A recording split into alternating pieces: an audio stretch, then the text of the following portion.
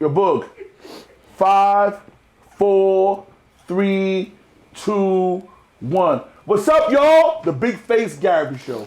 Shout out to the Upper West Side. Shout out to all my friends and family. Ronito, Yanquito, Frankito, Haitian Pat, my crew, my man Frank do everything with the clothes. Ron produces shit out the show. I have a special guest today. Historia's in the house. I checked them, ain't no guns on them, so we good today. We live. I got my man Greer here. I got my man Danny. I grew up with Danny. And you know what? 4 walls, a legend in the couch. Cavario. Salute. Mind plug. The mind plug. My man. So first and foremost, this guy I'm about to ask you if you knew, he made me who I am when it comes to Harlem and my personality. Big's brother in Babalab My boy. named me Big Face Gary in 1991. And that name I can't get away from the name now. I do got a big face, but I'm cool. Love yourself. Thank you. Love yourself. Tell me your relationship with Babalab, man. Man, Bob was he was such a good cat, man. Like it's hard to believe that anybody could find it in their heart to harm him, bro. You know, but the ladies liked Bob. Oh, I told Ron that. Loved him. All right, the Funeral had 40 women at the funeral. the ladies loved Bob, and that is what caused whomever to feel however they felt to do what they did, man. But Bob was a good human, man. He was a good human, good father. You know what I'm saying? Like this was a sweetheart of an individual, man. For real, man. Like even now as I think about it, man, it's just like doesn't make sense. Makes no sense, man. Bob Allah, rest in peace, man. Bob Allah. And Ron cheap like you and give up a dime. Really? Ron, look at me, a dime. Cheap like me? Yeah, you know what I'm talking about. And give up a nickel. Yeah. A nickel. Bob Allah. Not a nickel. So he's like me. Yeah. I was like him. Yeah. So, I'm gonna be honest with you, like, my aunt died, my mom died, I cried one time, and people I love died. When Bob died, I made a mistake. When I went to the funeral, Cavario, I touched his body in a casket. She was like stone. Yes. I almost passed out. They had to carry me out. Manu Gray carried me out. Wow. Manu and Steve O, great rest in peace. Yo, Danny, I ain't know no better. It was tough. That was a tough loss to the hood, man. Good guy, man. He crazy. Like you said, the women loved him. Yeah, he nobody could get their mind around that. Yo, I can talk now. I'm clean. So I had a 1991 Wrangler on. My note was $300 a month. I had a good job. They fired me. So I went to the block to hang with Bob. What's wrong with you, nigga? I got paid by car. I don't want my regular repo. Oh, you work for me now. Give me $300 a day, a week. Mine's getting 10 grand a day. So I ain't know nothing better. Down the line, I took a Cavario. That's how I became a major hustler. I ain't know no better. Yo, listen what I just said, Cavario. This is my man. I'm just a good, quiet kid. I think I'm getting money. $300 every Friday, and I'm giving him 10 grand a day. Then I figured, what the hell is going on here, Rob? So bottom line is, my regular never got repoed. They just got out the bar. So now, moving along, I didn't even know you had a history with Supreme Team. My man Preem. Yeah, your man Preem. But, Have you spoken? No. I'm gonna let you talk. I just want to get the whole question out so you can answer the question. You have your legendary Queen. Supreme is your man, and are you still cool with Supreme? And what's your relationship with him? Now you got the floor, baby. I'll put it to you like this. Like, first of all, yes, that I love Preem. Okay. Every time I mail a letter to Preem, it comes back. Wow. He's not allowed to get no nothing? Every time I send a mail to him, it comes back. I told his sister this, it was years ago, when I communicated with her last, but I was like, yo, they're sending my letters back. They're blocking my letters. But, I mean, I've encountered that stuff a lot. You know, it's the Don Diva thing. You know what I mean?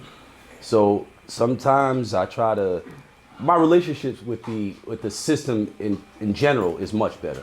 You know, I teach in the school, in the prisons. You said it, I remember saying that. But, you know, they knew my name from those magazines. So whenever my name popped up on certain people's mailing, they send that shit back. Like Meech, it took 3 months for one of my letters to get to Meech.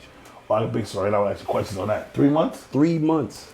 Like, they see my name and they be like, they don't want them people communicating with me.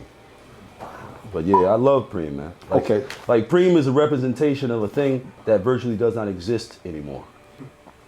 You It know what I seems to mean? me Preem can't get away from it because he came home, then something happened. He just better off just working for a big company, staying out of Twitter because they own him. Anything he do, they own him. Well, if you know Preem, then you know one, he don't give a fuck. Okay, I don't know. Right? So you know, No, not really. Oh, he don't give a fuck. No, he don't give a fuck. He gonna live his life the way he want to live his life, right? And you know, Preem was meant to be in the spotlight. He was meant to be on the stage. Like he's got the star quality. He got a star quality, and you ain't heard the last of Preem. If you think you have, you're mistaken. All right. Now, to you, who's the biggest drug dealer in the U.S. to you? Because so many people claim the title. But you being of that world for real, who do you think really had in the U.S.? In the U.S. I can tell you who is the biggest ever. Frank Matthews. Right, there we go. I'm glad you said that. Bigger than Pablo Escobar? Bigger than all these other guys? Pablo Escobar, Well- you talking about in Oh, the U.S. Okay. And I say yeah. You know why I say yeah?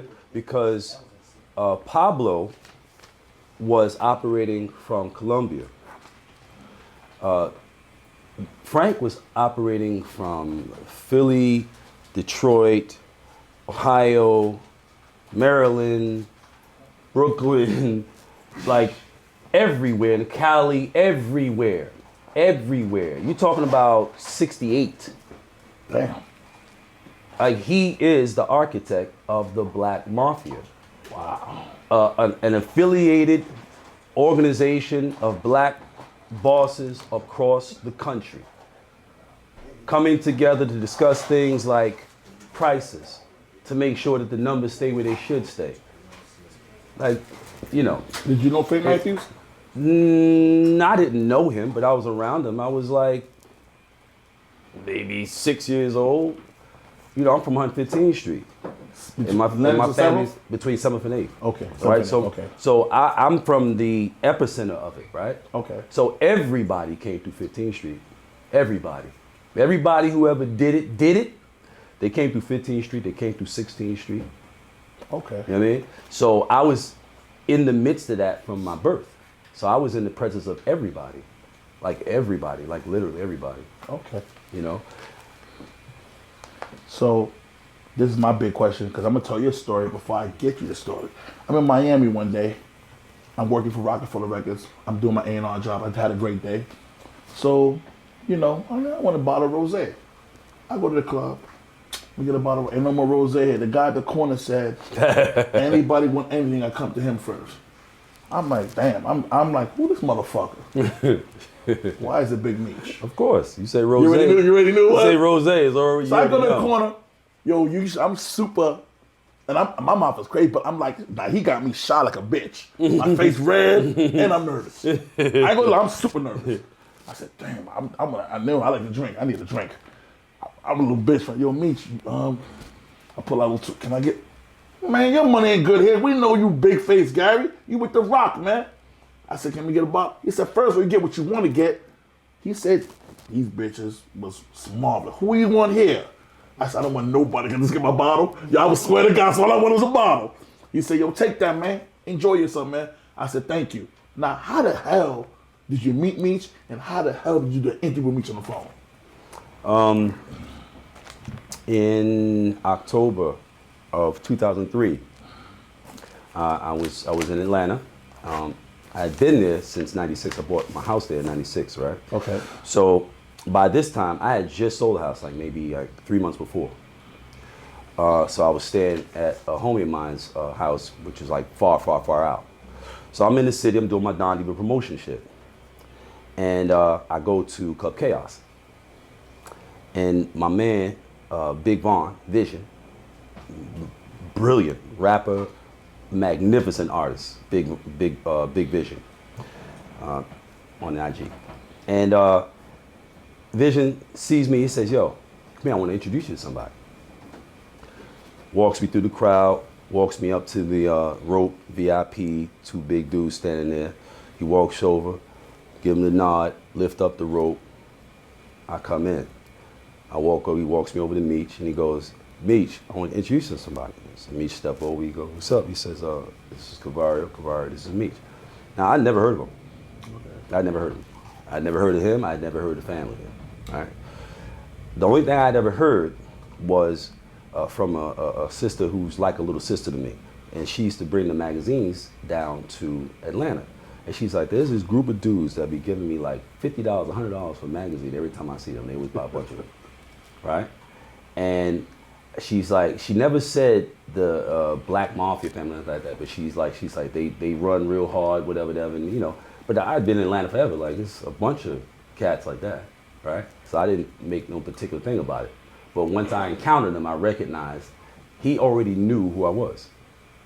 He says to homie, he says, yeah, I know who he is. I got him. And he puts his arm around my neck and walks me off, walked back over to their section, and that was that.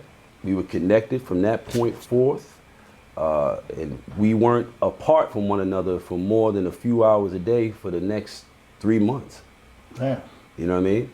I mean, every single day. Like I was, because my man's spot was far, far out. So, you know, you hanging out with this dude, you smoking, you drinking, you ain't driving 45 minutes. He's not gonna allow that. Nah, that's not happening. So I go over, you know, I go over to the crib, and that was that. I ended up just being there and kicking it and really getting a feel for what they had going on. I know they had it going on, but their connection, you know, that's what was the real attraction to that situation. The money was a given. It was the connection. It was the way that it really moved like a family. You know what I mean? As far as the interview, that wasn't actually an interview. It was a conversation, and I happened to record it because I had just gotten Google Voice on my phone, like hours before. I had never heard of it, right? It's 2011. So I'm like, he calls me, it's like 10 o'clock at night. So when I pick up, I don't know the number, but I pick up the phone, I say, hello? He go, yo, what up, though? I said, Zippo? He goes, yeah. I said, how the hell is you calling me? And he goes, somebody gave me a phone. I'm over at Atlanta USP. Somebody gave me a phone. I said, what you doing over there? He said, I stopped the DC cats and Atlanta cats from beefing, from fighting. They said I was exhibiting too much control in the compound. So they shipped me off. They put him in solitary, directly in solitary in Atlanta USP. As soon as he got into solitary, somebody slid a phone under the door. I said, who slid you the phone? He don't know. He said, I don't know. I said, well, do you know who slid it to you? He said, oh, well, all they're going to hear is me talking to you and me talking to my mother, because y'all the only two people whose numbers I know by heart. So, wow. And I said, you know, so we talking and stuff, and, you know, we having the conversations we have, and I'm talking to him about, you know, like, bro, this is what I was trying to talk to you about. This is what I was trying to avoid. Chill. This is what I was trying to get you to not have as an experience, you know? And he was like, yo, bro, I really, like, I get it. Like, I just had to do what I had to do, and you know what I mean? But I say, hold on, man. I got this Google Voice thing. I said, call this number right now. And I hung up, he called me back, and I just started recording the conversation. And that's when he was talking about, I was like, you remember, because he was high as a kite, nigga. Do you remember me saying, hey, bro, fall back, chill out. In fact, disappear for a minute. You know what I'm saying? He said, yeah, I remember, bro. I remember you telling me that. And, you know, and I just couldn't do it. I couldn't leave and just leave people like that. You know what I mean? And, you know, I've been hearing that since I was a kid. I used to ask my mother and my uncle, I used to be like, yo, why we can't stop? I never understood that. We don't have enough money? Never understood that. Like, me and Ron talk about that Too many every day. people relying on us. That's what they were saying. Not to cut you off, so I'm never gonna name the names. I have a couple of friends who are doing very well in the streets. They'll never know who I am because I'm not gonna tell. Right. And I'd be like, just stop. He said what you said. Yo, G, man, a lot of people rely on me, man. But when you up in them bricks, they gonna rely on you? You can't rely on them. Yeah. 9 times out of 10. So, I gotta say something. Shout out to Meech. You may never see this. You come home soon because I pray for you because I liked you. You bought me a bottle of rosé, brother, and you made me feel like a king, and I was super nervous around you. Not because you're gonna harm me. I just ain't, you understand, Cavario? Like, what's going on here? Yeah, that's how everybody used to be. God bless you. He's a real good. Everybody. What's going on here? Yeah. I can't wait to come home. Thank you for everything. Yeah, man. I've been interviewing Cavario. Cavario talking great about you. And all my friends and family love you. Now, since the movie came out, watching the movie, do you know any of those guys personally? The docuseries? The BMF on on Stars. Oh, the show. Yeah, do you know anybody on that? Do you know anyone personally that they're imitating? Like maybe his brother, anybody? Do you know them? No, I never met Terry. You don't met nobody but Meech. That's all you know is Meech. I just know Meech. Wow. Have you spoke to Meech since the movie started? Since the show started? Mm-mm. Wow. Okay. I haven't. Are there, like, you think there's real similarities, or you think it's really just I mean, it's a rule in the entertainment? entertainment space. It's a rule to tell a legend over the truth. Right. In this instance, though, it's a lot of truth, though. It's a lot of truth. Yeah. Like, for real. Ron, I'm gonna let you answer. Do the next question. I don't have it. Oh, you and 50 still arming. Oh yeah, you and 50 still not talking? I mean, seen bro. The story. No, I want to answer. It's funny. It's funny. Bro. It is a funny story. Yeah, this is shit. It's funny. We as were shit. laughing about this. We laugh. I said, I mean, Because we looked at the story where you said that the G-Unit chain that got stolen. Yeah. You can tell a story real quick. Yeah, I mean, yeah, Young Buck was in Chicago. He had a kid with him. I guess he was trying to maybe bring the kid abroad, or, maybe he's trying to bring his career forward or whatever have you, right? So the kid decided that he was going to take the chain, like basically he stole the chain, went outside and tried to front with it, and he got gaffled, right? So the cats who gaffled him called me and said, yo, because they know that me and 50 is tight. So they said, yo, we got homeboy's chain. See if you want to buy it back.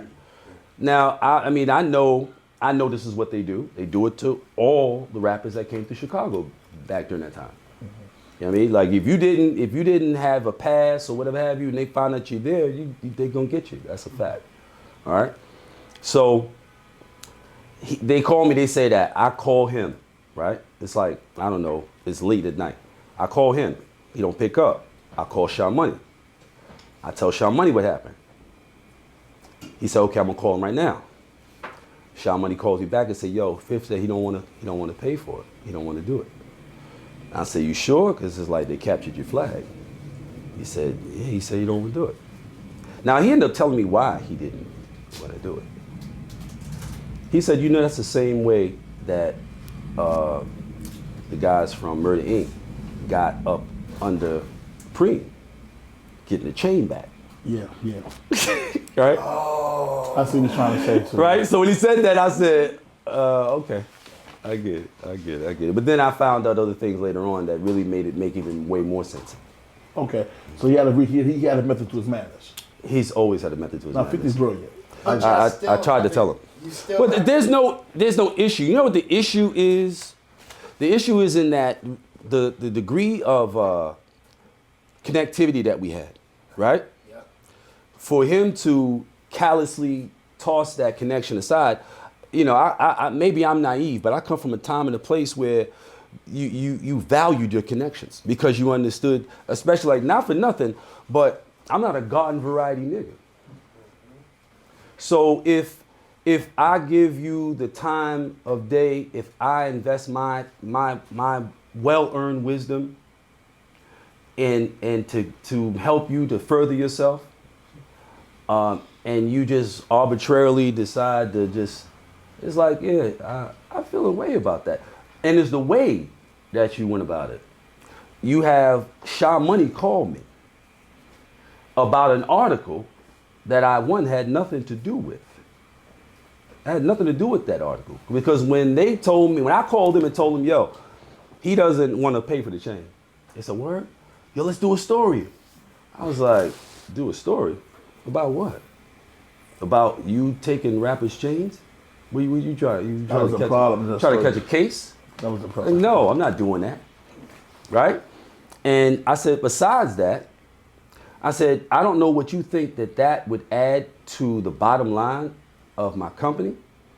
I said, but this guy here bought a year's worth of ads and paid for them up front.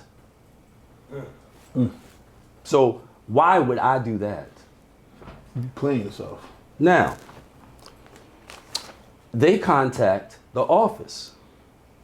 And between Tiffany and Kevin, they decided it would be a good idea. And most likely it was Kevin, because Tiffany really didn't bother too much with editorial concerns. Like, her thing was more so figuring out how to do this, because we didn't know how to do this. I mean, I told you we stumbled into this. So, you know, she was learning the programs and doing the layouts and all that kind of shit. You know what I'm saying? So, you know, somebody decided they should do this story and have these guys holding up the chain and faces pixelated and stuff like that. So I go to the office to look at the layout before it goes to the printer. This is back when there was no emailing the files. You had to physically mail these files. And when the proofs came back, they were like 30 inches by 60 inches. You had to look at them like that and look, it's like a giant magazine. And then it was all the way in Canada, right? And I pride myself in the fact that we came out on time every 90 days without fail. That's how we were able to outpace Feds magazine. They'd started a year and a half before us. And they started a year and a half before us, right? They were on the same schedule. Hold up. I have to do this. I'd be smart because I'll forget. We was battling. Don Diva's your thing. Feds, who magazine came? They come up before y'all? Yes, yes. And who owned Feds magazine? Antoine and Artie and Dave. We thought Feds had something to do with Kev, and Kev went back. No. Okay. I've never heard that one before. No. That's a new twist. No. With me, I'm honest. We looking because I don't know something. We looking. Ron looking. We couldn't find the right answer. Part of it was ask the question. I'm gonna ask you. Right. Don Diva was started by who? Don Diva was started by me and Tiffany. Okay. And there was a young lady that was with us. Her name was what was this girl's name, man? She was a friend of Tiffany's. And Cynthia, Susan Hampstead. Okay, and she helped y'all start it all together. And yeah, so remember, and this is off-camera conversation, but I'll bring you up to speed. He was asking me about Don Diva, how Don Diva started. Like basically trying to get insight into how to grow his project, right? So how did you do it? How did you grow your project? I said it was an accident. When we started Don Diva, and I don't know if you can show this close up or not, right? We started Don Diva, and I've shared this with people before. But people, I understand now that people really need context, and they need as much visual aids as they possibly can get. You know? So when we started doing this thing that we call Don Diva, it was not a magazine. It was an entertainment company. Our intent was to do music and eventually do films, right? Okay. So I came up with the name because it was supposed to be representative of a man at the top of his game, a Don, and a woman at the top of her game, a Diva. Right? Okay. That's hot. Now nobody else can really tell you that because if you were, that's what I'm saying about if you're gonna say that you did something, there's a process to doing things. If you didn't actually go through the process of doing it, you can't explain it. So if you say, I created this, and somebody says, how, you have to be able to, and you should be able to explain it, step by step, what you do. I can explain step by step how the name came about. I created the name. On the phone with Tiffany. Can no one take that from in 99. Wow. Okay. The whole entertainment aspect of it. There was never going to be a magazine. Nobody was thinking about doing a magazine. It was strictly an entertainment project, period. But the promo for it was made to look kind of like a magazine. So people thought it was a magazine. That's the original logo. Wow. That's half of a film reel, half of a CD. What that got to do with a magazine? And look underneath, it says entertainment, not magazine. Don Diva Entertainment. So if it's Don Diva Entertainment, how did somebody come up with, I'm making a magazine calling it Don Diva? So, you know, when this thing, going back to this thing with 50. Yeah, yes. And and that whole situation. When I go to the office to check on the layout before it goes out, this is like the day that it has to go in order for us to be on time. So I go through the pages, I go through the pages. I see this article, it's not even a whole page. As I remember it, it's like a quarter of the page or something like that. Small article, not even worth what it cost, not at all. So I look at it and I go, that's gonna be a problem. And I keep on going, I know we cannot stop. Tiff goes, you have something else we could put in there? I said, no, I put in all the content I was able to garner between the last one that came out and this one.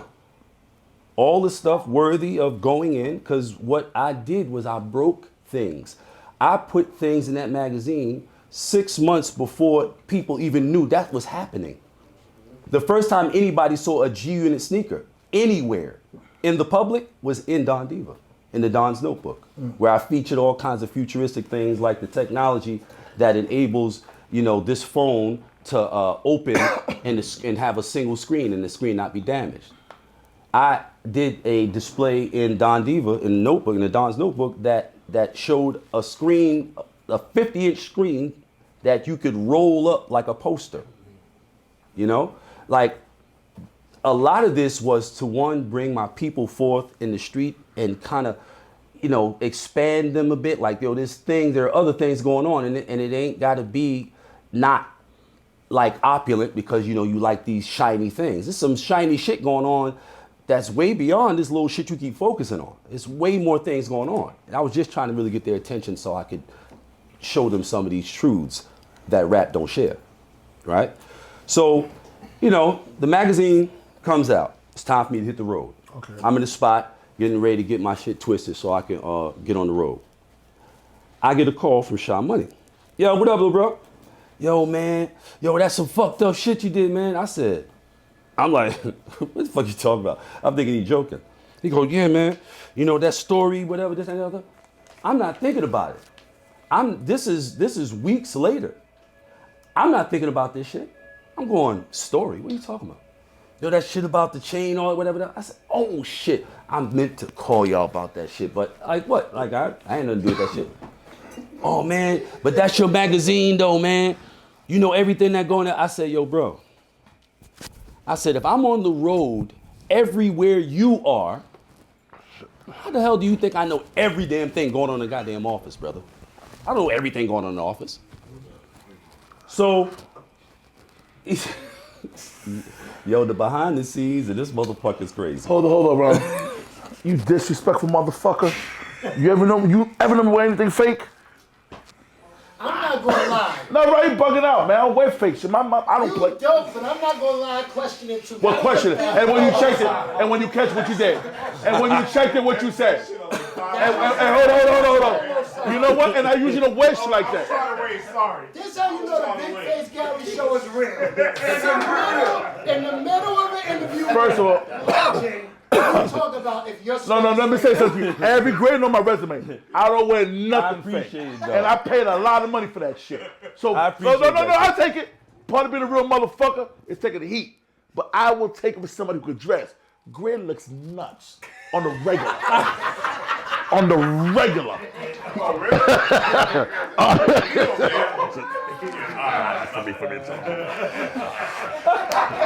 Let's call it Choose the Show. All right, let's do the show. This is why I wanted to do this. We'll go hard. This is why I wanted to do this, yo. This is why I wanted to do this show. Because I caught a couple of episodes, and this was happening. I said, yo, that's fucking hysterical. Because a lot of y'all you heard that shit, yo. You crazy. You heard that shit. Yo, Grin said that shit might be from the flea market. I don't know. He heard that shit, though. That's what happened, bro. All right, let's go, yo. Okay, I'll put this again on me. Now, So all right, so hold on now. So now, because it was a kind of a fucked up conversation. He goes, yo, yeah, man, that's fucked up, man. You know, and all I'm thinking as he talking, I'm going, wait, why the fuck are you calling me? Where the fuck is 50? Why are you calling me? This guy calls me like every fucking day. Like, why are you calling me, bro? That I felt some kind of way about that. 50 probably scraped on him. But this is it though. We had too much. The rapport we had, it was too much. It was beyond the street nigga shit and all that type of shit. Okay. Like nah. So dude goes, yo, and we gonna pull our ads, whatever. I'm like, yeah, well, paid up front. It's already paid for. But okay. What else? He goes, yeah, and we gonna tell Universal to stop fucking with you. I said, see now, little nigga. I said, now you fucking around. Now you stepping into a realm you got no business in. With your money. Now you with your money. I said, you fucking around with the food on my table, my nigga. You gonna have a real serious fucking problem. Sha remembers that. You remember that conversation. All right, if it's true, it's real. You know what I mean? Like, they never heard me talk that way at all. Like, I spoke like a responsible, positive elder is supposed to speak. Y'all got enough negativity going the fuck on. Everybody talking tough. Everybody got their gun. Everybody shoot their gun. Can't nobody fight. And like you hear enough of that. You don't need that out of me. You don't need that out of me. You want to know about that kind of shit. You want to see my resume, right? Read my book. Get Raised by Wolves, and then find a human being on the planet that will negate any word in here. Find any human being that will say, I was there around that time, whatever, and yeah, that's not true, whatever. So, find one human being. How did that conversation end? That conversation ended with me saying, hey man, don't fuck around and make a problem for yourself that you don't fucking want. Okay. Take care of yourself. And tell 50 I said, call me, mom. Okay, moving along. That was that. So moving along as so that was that. Now, after that, I never saw him again. One day I get a call, right? One day I get a call from the office. It's Tiffany. She says, Kev said that your man is over in the Bronx shooting a movie. He said, you should go holler at him. I said, I should go holler at him to correct some shit that he did? This is Patricia Defying? Yes. So I'm like, you know what? And it's not even about that, the fact that it's not my shit that you trying to get me clean up. It was his response to it. His response to that situation. If I had any idea that him at that time, because people grow, but him at that time, if I had any idea that that guy at that time was capable of handling a situation like that, I would never have gotten anywhere near him, because that wouldn't meet a criteria that I'm inclined to regard or respect.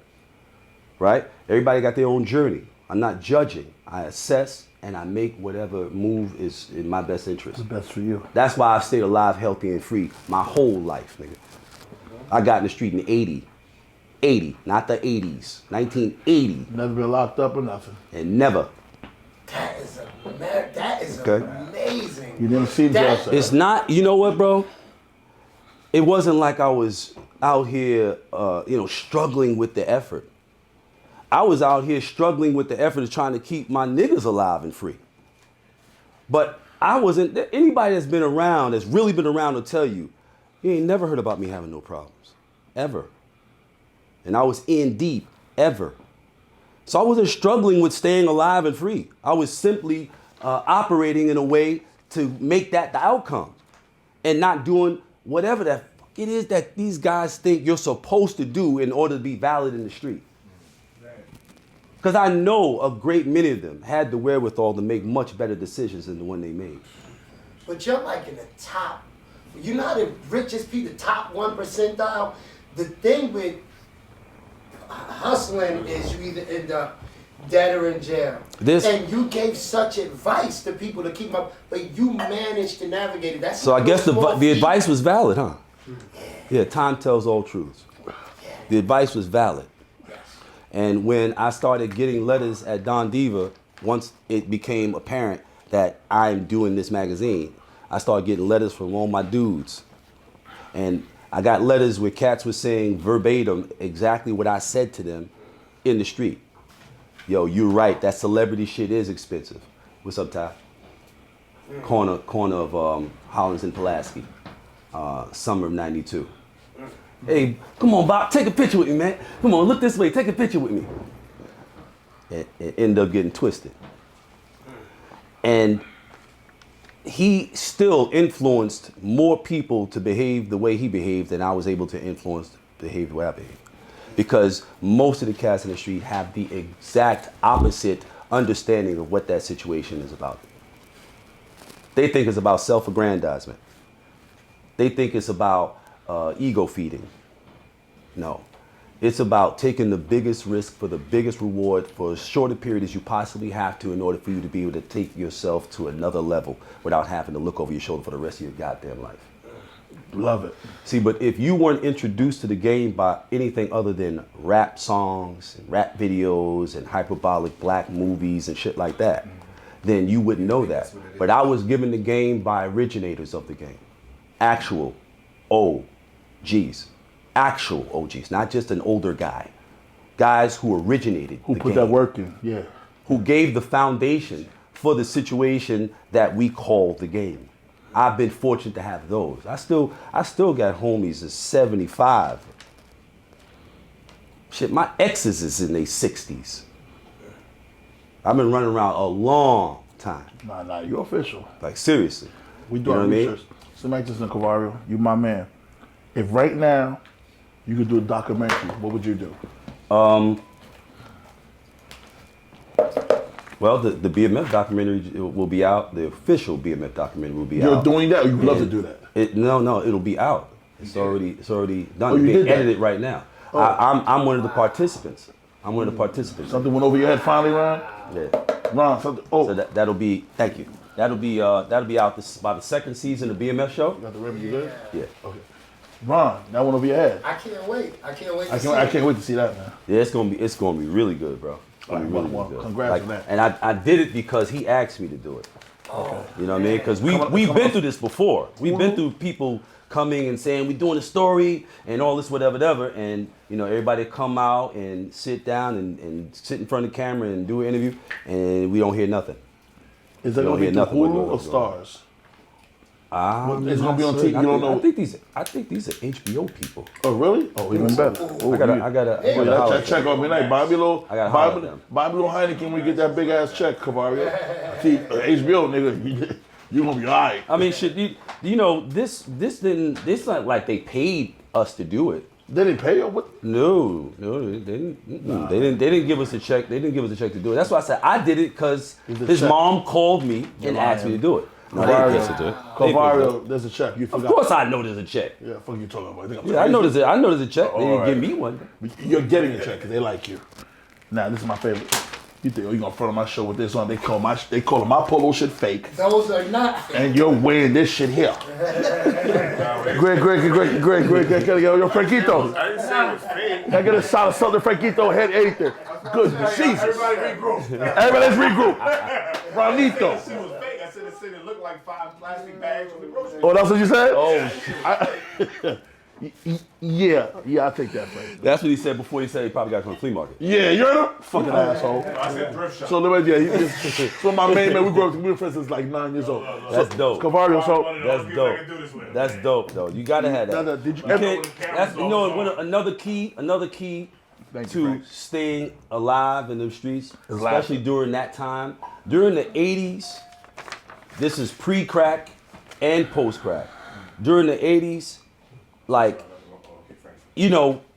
things were very, very serious. And people in the street were very, very serious. Very serious. There weren't a lot of these, these gregarious characters and all that shit, whatever. You had those from time to time, but for the most part, motherfuckers was stone cold. Like, for real. Like, for real. But you know what I learned? I learned that you gotta learn to laugh at yourself. You can't take yourself too seriously. Oh, no, we laugh a all lot, the no, time. we have to You laugh. got to, man. So, Like, for real. let me ask you a question. Did you ever meet Guy Fisher? probably as a kid. Him and my father were close. Okay, But he's my cousin Rhonda's dad. But you don't remember him as a kid. You can't lie. Okay. I can't. No, I don't remember. But now I only seen him on one interview. He's a They revered work- dude. I really yeah. respect him a lot. Oh yeah, no doubt. And They everybody- got something. He got something coming. Who that? I think he do. Yeah, no, he does. He got some The some only major coming. interview that I ever saw That's him. your man.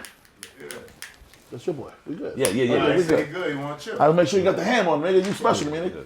Walk in the The crib, we only- get shit. If he got it, it's because he has a badge. Okay. We got a good guy with us. Okay, love you, brother. Anything you want over there, man. Get a drink. Anything you want. Anything you want, man. This show ghetto, man. That's how I do my show ghetto, because I love people. Anything. Oh, thank you so much. So now, His only interview that I saw was with Reverend Al Sharpton. Wow. And he was talking about giving back. Right. As so many of y'all do who've been through so much. I'm just interested to hear from him. Yeah, what he has to he's say. got you. You're going to. He's got a project. There's a lady who got him connected with a project I think is going to be pretty profound. As long as they can connect with the audience, with the contemporary audience. You know what I'm saying? Like there's certain things, there's certain type of energy you got to really interject, and even it may or may not make sense, but you got to interject it, otherwise they don't see it, they don't hear it, another. You know what I mean? So if he can, because you want to impact the young people, you want to impact the people who are in the positions where they might be making the same decisions that we were making, all those years ago. So it's not about, again, self-aggrandizement. It's not about, I'm this guy and I'm back and, listen to my story, It's about, this is what I have to offer. And he earned PhDs in there. Yeah. You know what I mean? So, he's coming to bring the benefit of having been able to go through what he went through. You could write a book on how I survived and didn't lose my goddamn mind in prison for 40 years. wow. Right? Oh, yeah. You're right. A book that could change lives. You're right. You know what I'm saying? So the degree of information and benefit that he has to offer, it will mostly benefit the young people who are, again, in that position where they might be looking at some of the options that we were looking at coming up, So, yeah, I think that if he gets that element in there where they pay attention, I think it's going to be prolific, for real. So you fronting my shirt, them 2,000 on your feet, disrespecting my brand. I'll take that today because you're my man. Now, I just wanted to bring some class to the situation. No, you That's kill all. that shit. No, we do like the joke. We like the dress. We like the joke. So let me ask you a question. This is big for me. And I'm going to use Ron's favorite. I have no dog in the fight. I don't know Alpo. Never met Alpo. No, you never met Poe? The only story I got about Alpo, which one? Oh, yes, you joined, yeah. The only story I got about Alpo is Craig, my man Craig, live upstairs. We grew up together. He was going to, Ron, it's crazy. He had a basketball game. And this was a big game. He's playing for Mosley. And Alpo's a big drug dealer in Harlem. He bet a lot of money. He told my man to square. Yo, if I lose this game, it's going to be a problem. So listen, Craig asked me, what should I do? I said, Craig, do what you got to do. We going to run out this park, man. I can't handle Alpo. My man had 30 and they won. So watch this, Ron. No, he had 40. 40. Alpo walking up on us, Ron. It's me and Craig. Green wasn't there today, right? I was there. He wasn't. Greg, are you serious? I was there. No, I don't know. You was mine. I was in the crowd somewhere. Yeah, Craig walked up to me. Yo, Alpo walked up to us, Ron. Greg wore them out, man. I was only playing with you a good game. Yo, Ron, we was like, oh my God. Yo, Ron, he just said, I was only playing with y'all, man. Good game. Yo, Ron, Craig, my man killed them, Ron. He did. He got it. He had 40. And if Poe would have told the story, Poe said, y'all put the battery in that little nigga. Yeah, of course. But I know the story. Paul, rest in peace. I don't even know you, brother. So yeah, I'm telling the truth. I don't forget. Ron, I don't lie. Greg don't lie. Never told me Ron, you know shit comes with That's a about good story. Ron, Greg was probably. I didn't see Greg probably was in the back. You know, Greg different. Greg Tony lane. Greer, Yeah, Greg was chilling probably. street ball legend. Greg's a big time, but Ron, the guy we talking about was better than all of us. And then Greg caught up. Greg tell you that. Paul put that colon in his in. Yeah, you have a problem. But Ron, Greg tell you, Craig was better than Greg then. Craig was a monster. Greg said he told us all. I don't think Craig missed after he told him that. Yo, Ron, Craig came up, yo, this Motivation is motivation. Yo, Cavario, this dude was his brother taught me how to play ball. He's a square, he ain't in the streets, nothing. All he do is play ball. He didn't have a drink. He said, yo, Gary, what am I do? I said, listen, just do what you gotta do, and we're gonna run out this park. I said, Greg, if you was there, I'd probably told you, Greg, we gotta get out of here, we're gonna get killed today. So then, my man had 40. Yo, Ron, Alpo's walking up on him. I said, oh my God, Craig, we done. He said, I know, Gary, I know. Guess what Alpo said, bro? He said, I'm only playing. Good game, yo. When it was 10 minutes left in the game, Alpo probably bet on him and got his money back. Greg might be right. So he started heating up. So now, I'm gonna ask you a question. What do you think Alpo went wrong? Your opinion. So let me do this. That's an interesting question. I know. That's what we do, baby. No Where do you think he went one's wrong? ever asked me that. I know. That's what we're here. Big Face Gary Show. Holla. I think Alpo went wrong in the same way, in the same space that Nicky went wrong. I'm mad at Nicky though. Because Nicky got mad because they smashed his chick. Am I correct? I mean, that's the story. That's the story. That's what he said. That's what he said. But I guess I'll share this. Go ahead, man. Get it. You see, Nicky had told when he caught that basically life sentence 35 years before that. Like, you know, when they said that Joe got him the lawyer and got the case overturned, all that shit, whatever. Okay. Nicky told then. Okay, been told. Oh, wow. He just gave us this jewel. You ain't catch it. I never told. I caught it. On the Big Face Gary Show. His story in the house. Upper West Side House, dating house. Wow. Wow. Ron, we got one, Ron. We got one, Ron. We got one. And Cavario not known for lying. I did my he not known for lying. No, he's everybody know about you. Let me tell you something. Let me tell you something, bro. A lot of the people who were around then, who were those people then, they still around. I talk to them on a regular basis. Those are my uncles. Okay. Wow. I know exactly what the fuck is going on. My mother was married to like one of Nicky's best fucking friends. She killed him. My stepfather. like trust me. Now Nicky, I remember Nicky coming to the house. Your mom got a body? Oh, your mama got a body? Oh yeah, for sure. Did she get caught? Yeah, they said she did a public service. Let out. Oh, they let out. She didn't do no jail time. No, they said she did a public service. Getting them off. That's how bad he was. He was a great person to me. Who? Black June. His name was Black June. Yeah. From Harlem? Black June. Yeah. Wow. Deep. The Big Face Gary Show. Upper West Side, Astoria, Frankito, Ronito, and Danny the Greek. Jesus. I've never said it on camera before. AKA Mark Anthony. You're wrong. AKA Mark Anthony. Okay, we killing this shit. Okay. Wow. Now I gotta move it along, as Ron would say. Who on your show, the Don Diva magazine, captivated you the most? Like, this is a great interview. I like your questions, Gary. Oh, yeah, well, we work, baby. What we do here? Isaac Wright Jr. I don't know who that is. Speak to me. Oh, you should know who it is. You know that miniseries that came out February 2020, I think it was, for Life. About the guy who was in prison. 50 did it. 50 did it, It's on the guy who was in prison and became a lawyer, had life. A lawyer and got a lot of people. Oh, that's him. Oh, man.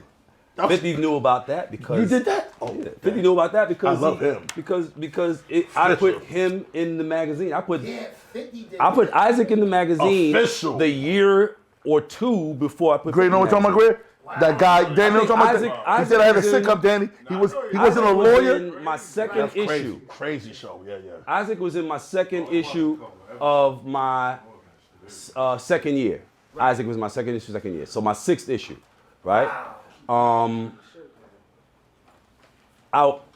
put 50 on the cover in the last issue, the anniversary issue of my third year. Okay. Yeah, of my third year. Yeah.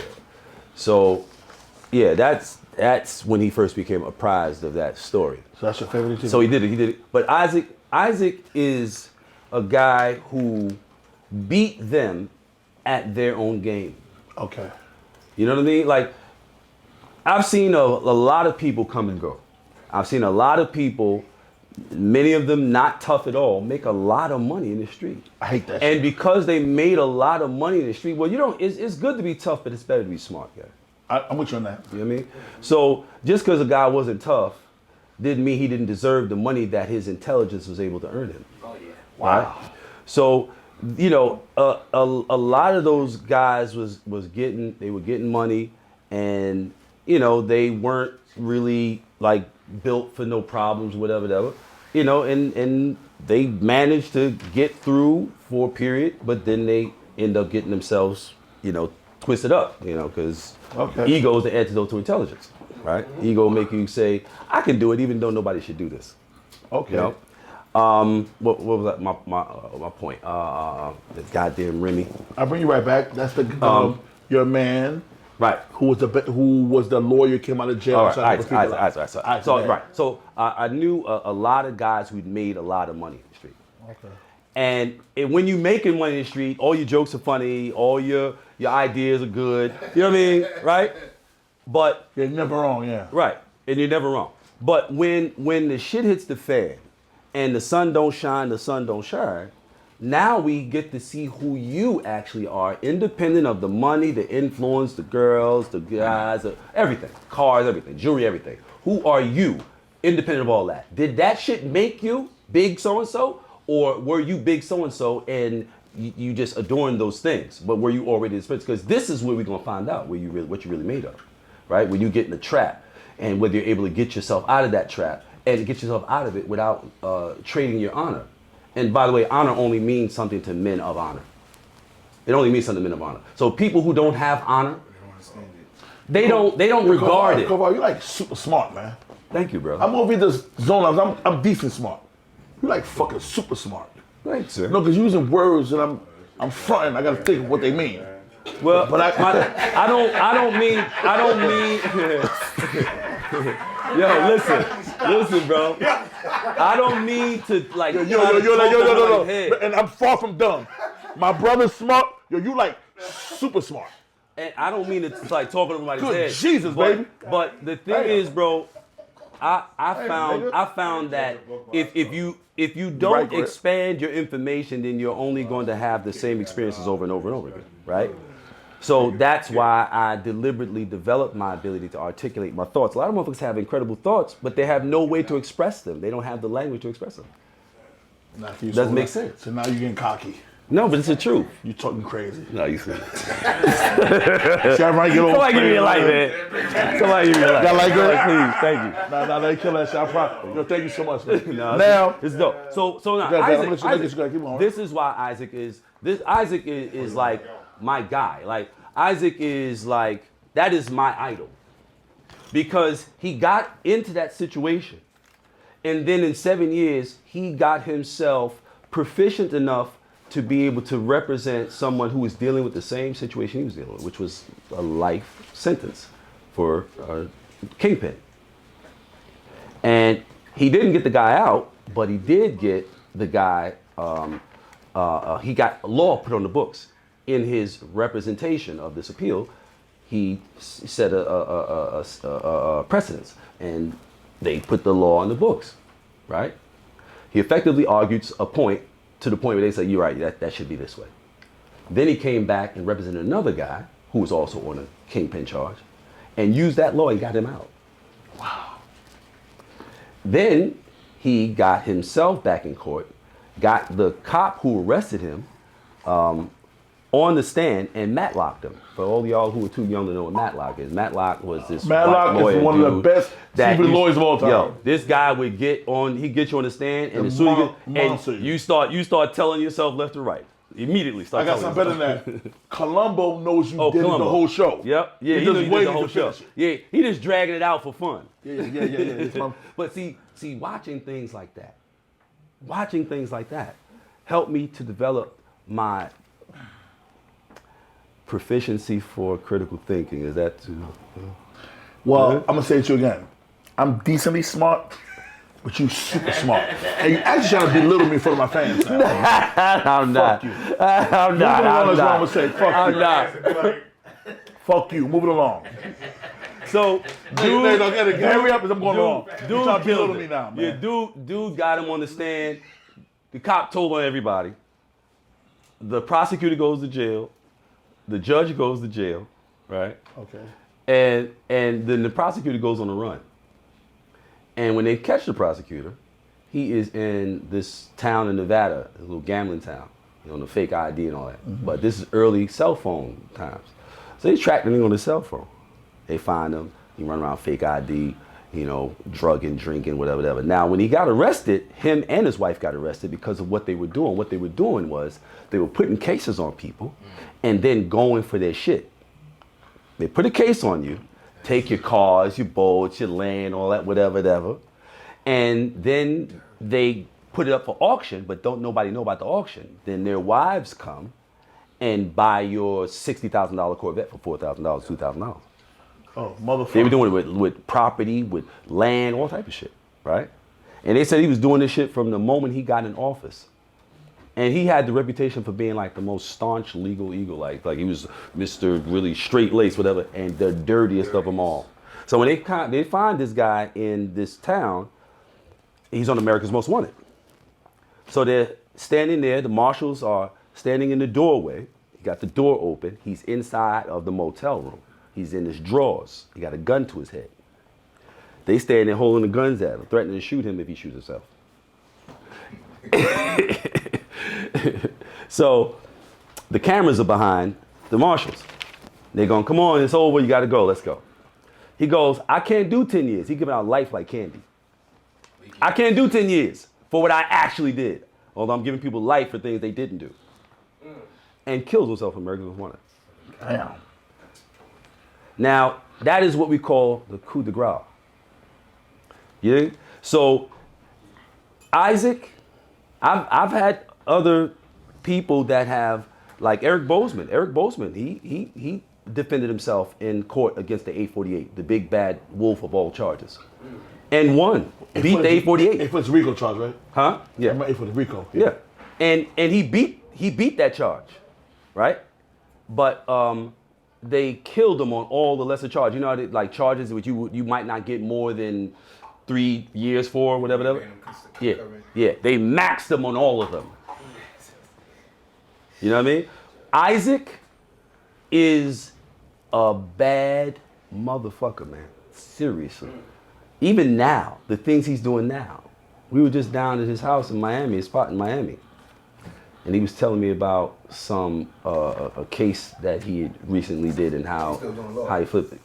Still, they made him, bro, they put him through every ringer you could think of. They tried everything they could to keep him from being a lawyer. It took him 9 years. When I introduced him to Meech, I had him come down to Miami because he was going to a special law class, a law project where they were doing like what would be a year's worth of work. They were doing like 2 months. And then you had to pass a certain test to show that you were proficient in this information before you can go to the next level. It was an expedited law program. It started with 56 people. I think it ended with like 11 people. You like your He's joint, one of them, right? I like when you high. Now slow down. Everybody high, but he don't want to smoke. Oh, ain't that some shit? I used to smoke years ago. He smoked me one time in Miami. And oh You my gotta God. smoke in Miami. My man don't smoke more, he good. I was great. Great don't like when I said, see my brother? He don't want me smoking. I pull over, Great don't want me When we smoked, we fell asleep by the light. Great don't want me smoking. I just chill. So listen, That was 25 there's something I want to ask you. So now, is there After that, he anybody blamed him. who tried to bully their way onto the Don Diva magazine? Like, I'm doing this shit, nigga. What, nigga? What happened? Yeah, like, nigga, what happened? Go get you. You gonna do this shit? I know you gonna look at me crazy because you tough like that. You like, nigga, you crazy. But tell the truth. Anything? Yeah, listen, man. Yeah, you ain't gonna play. Bro, you see his face? Like, you serious? Never. Ain't nobody approaching me like that. Not today, not 10 years ago, not 20 years ago, not 30 years ago, not 40 years ago. You like, man, I got standards. Not 50 years ago. I'll move past that. I You was answer that beating quick. niggas up when I You was answer that 4 or quick 5 for- years old. You answer that quick. We go forward. What are you working on now? Tell the world what you're working on now. Well, prison education is it's like love that. passion. Great. Passion For you or for everybody? For me, it's a passion. Okay. for me. right? In April of 2018, in South Carolina, in the maximum security prison out there, there was an explosion of violence amongst the gang groups, right? So you had the GDs, the Crips, and Bloods. Yes. And it was supposedly over a bag of contraband phones. And those phones in there are $2,000, $3,000, $4,000, $5,000. Since the COVID shit, I heard motherfuckers talking about $8,500 for a phone. Damn. Yeah. And not no fancy phone, not no shit like I got. A flip. Yes. Yeah. So, oh, that's fucking weird. Yeah, supposed to get shit like that. That's your shit, Ronito? You already know. Yeah, This we is don't, the, everybody call you. We don't play. This is the ice cream. No, that is cereal milk. No, cereal milk. I love Cereal milk. I love cereal milk. So, what else? You gotta remind me again. What else? Again? No, we was talking about you. Well, you was talking about prison reform and why. Okay, all right. Yeah, you were talking about your South Carolina. Right. Okay. Okay. So, when that happened, 7 brothers died. It's real vicious shit. You know, everybody got phones. Everybody run around with phones in the prison while motherfuckers is hacking people up. And I'm talking about they had axes, like metal axes, man, that were like this big, and they were chopping each other to pieces. So 24 brothers got cut up. 7 of them died. Some of them over hours and hours and hours of just bleeding out on the ground because the police wouldn't let nobody help them. They wouldn't let nobody go near them, right? They say anybody goes near them, they're gonna shoot them, whatever, right? So anyway, come August of 18, an associate of mine gets a call. No, he meets a lady who was in charge of the prison education system throughout South Carolina. And she was told that he was somebody who could help, you know, to quell this violence, because what their response was to that incident was to lock down all of the prisons across the state, from the what they call the level 3s, which are maximums, to the level 2s, which are mediums, to the level 1s, which are low, right? And they locked them all down. And not no 23 and 1. They locked them all down in the cells indefinitely. You could come out your cell to take a shower, supposedly twice a week. But once I got in there, I found out that people were like, yeah, you'd be lucky if you get once a month. Wow. During the period that this happened. Because not in defense of, but to clarify or shed some light on why they would respond like that, they being the system. They responded like that because they had no idea where this shit came from.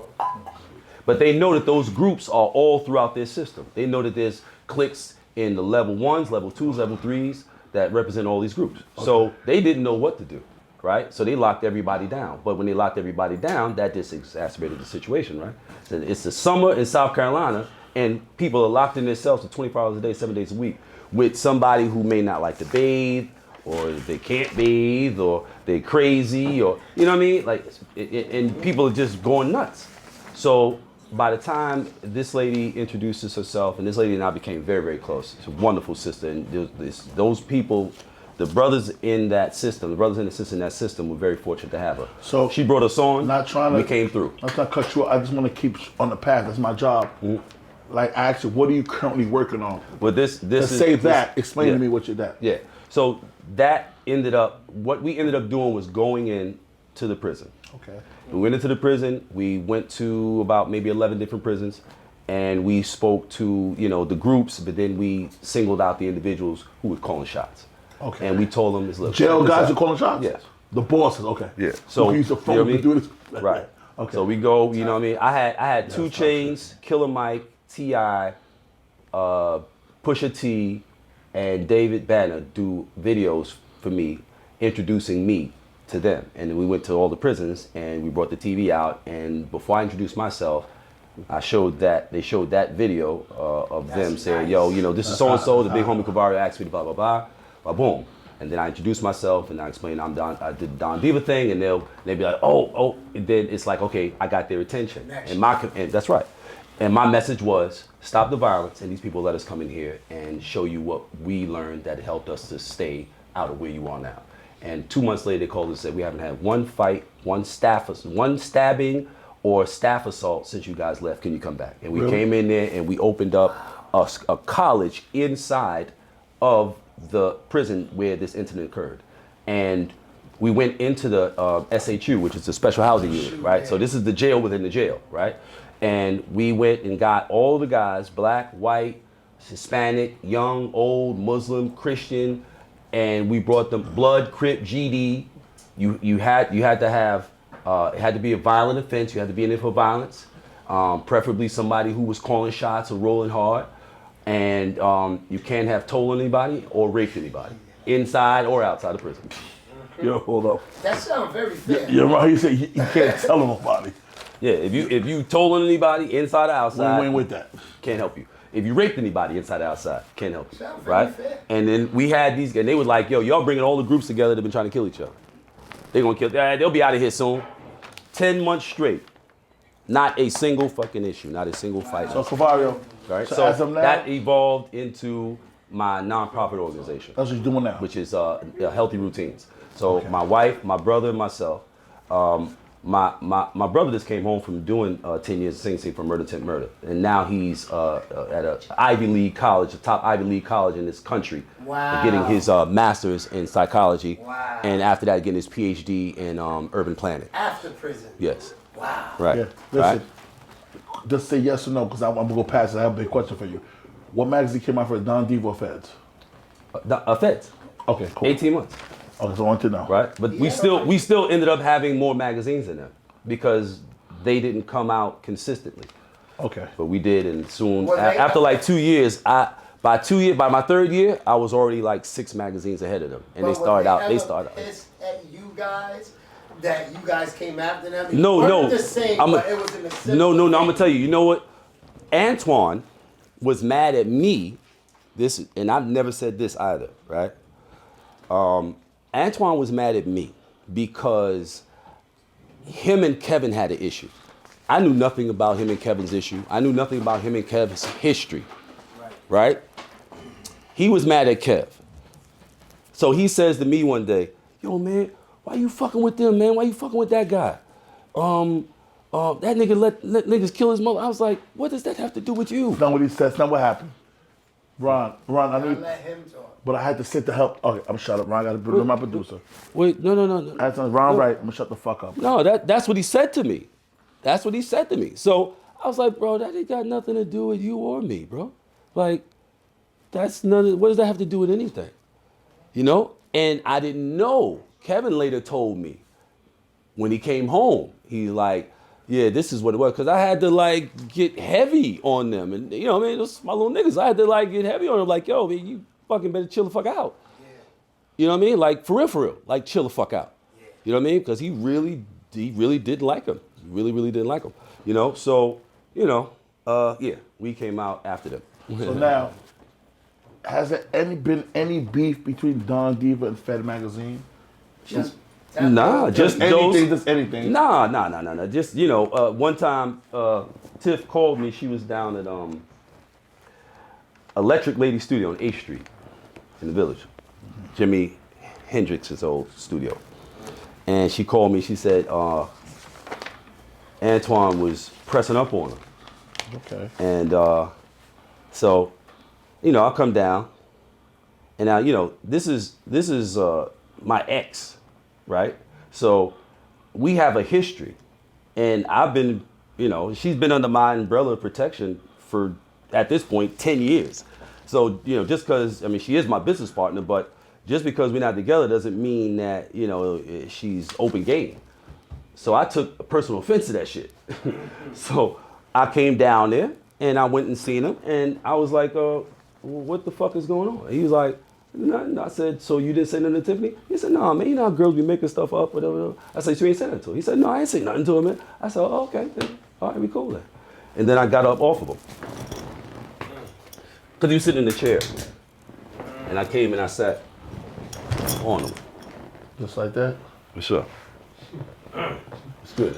You know what I mean? I mean, because, you know, like, don't get me wrong now. History is history, and you can't change it, right? And I don't put nothing on nobody that isn't theirs. You know what I mean? But Twan, Dave, we used to go through it.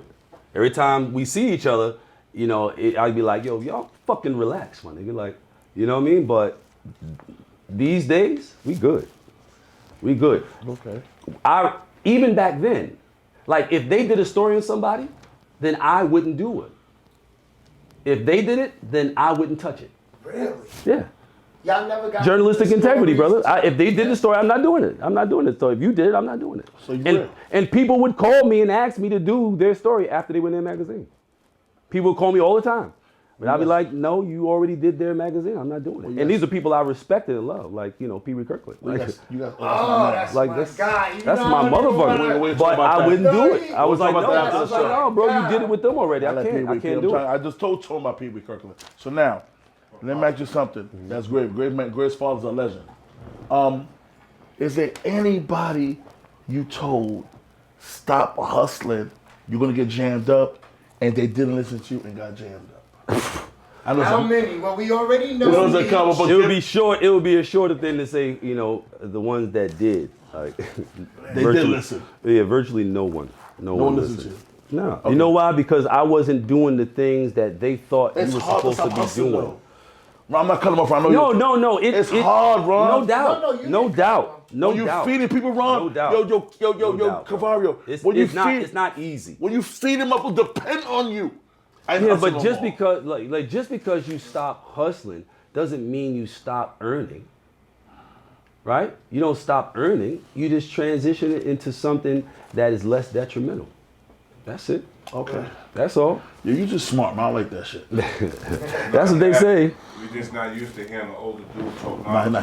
He's super smart though. So my thing is, so can you name at least one person who listened to you and defied the odds? Other than yourself. Other than himself. He never been around. I can't believe he never been in jail. Bro, I was shocked he'd been locked up before. But actually that day, I was shocked. I said, never said he never. That's how you move.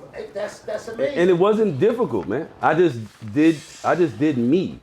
A lot of these cats, they getting jammed because they are like public property. They're trying to be the person that people think they are. If I were trying to be the person that people thought I was, there's no way in the world I could have survived being that guy. Nobody could survive being that guy, right? So they took incidents and circumstances and situations and made that the totality of me and thought that, you know, that was all there was to me. And if that was all there was to me, then yeah, by all means, I would have been in jail. What happened to a lot of my friends is they became whatever people's idea, like if people see you and you are having like all the accolades that say I'm getting money, they don't know you, so they have to make up some kind of story in their head about who you are, right? Now, enough people in a space start getting this idea and they start trading, as niggas do, sitting around and talking about other men and so forth, whatever, and they start to create a narrative. That narrative starts to become word on the street. That word on the street gets back to the individual. If that word on the street is he's Superman, he's this, he's that, he's this, motherfuckers start, and then you, as that individual, you start seeing people behaving in a certain way. If you don't have your feet on the ground, that shit it'll do something to you. It's like, yo, look how these motherfuckers treating me, man. If you've never been, like, say you, like a lot of cats come from a broken ass home where nobody's giving you the proper love and esteem and so forth. That means there's a gap in your development where you should be able to feel good about yourself from within. You have never had that developed because no one's ever invested that into you, right? So now you're a grown person, you're functioning in every other way, but this gap is still in you. It's still a need that must be fed. The worst place for it to be fed is in the streets because people put this shit on you that nobody can sustain, bro. Story of the day. This is called Gary's bullshit. You told me in the juice bar, ask you anything I want, right? You sure you ready? Everything. What made you stop sniffing coke? It's written no love in your face. This nigga's stupid. This is a crazy motherfucker. What you told me, nigga? I knew this was gonna be. I would have been so disappointed if this wasn't like this. Cause I used to look, I watch them try. Like they having fun in that motherfucker. Like they having fun in that motherfucker. Yo, let me tell you a story, y'all. Rodito, yo, Frankito, we in the juice bar the other day. We in the juice bar. Listen, so he know I ain't wrong. We chilling. We look at each other. He buys me a shot. I'm trying to figure him out, right? Yeah. Now finally I figured him out. He said, "Gee, I see you come to my show. We talk. Yeah, I'm coming. Give me some Remy, some Coke. Well, I got the Coca-Cola. No, nigga. I used to." Then I said, "Nigga, used to." He said, "No, Remy and Coke, nigga." I said, "You banging still?" "No, I don't bang no more. But I used to, but this bring the Remy." Am I lying? Yeah, that's exactly what happened. Because I know who I'm talking to. I know I'm talking to a character. So I'm like, I know I can shuck and fucking die with this motherfucker. You know what I mean?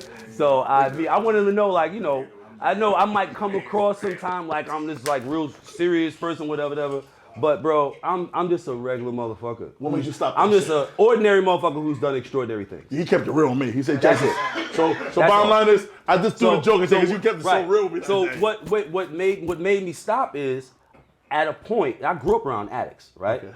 My sister, several of my first cousins were heroin addicts. By the time I was born, they were like 16 years old. By the time I was born, they had been dope fiends 2 years already. God damn. Right? So I grew up with dope fiends in my house, not outside. A lot of people never had those experiences until they got outside. And even then, they didn't know until they got a little older what that was back then. I was very much aware of what that was out there because I lived with it. At the same time, I'm watching tens of thousands of dollars, hundreds of thousands of dollars being counted regularly in my house from the shit that is fucked up. My cousins, my sister, and several other motherfuckers that come in and out of here, right? So, you know, I knew that this drug thing could fuck you up, which is why I was always moderate. So I started at 11. By the time I'm 17, I'm like, well, to go any further than this would be something else. If this is just recreation for me, if this is just fun for me, then I guess this is the end of that. It's time to do something else.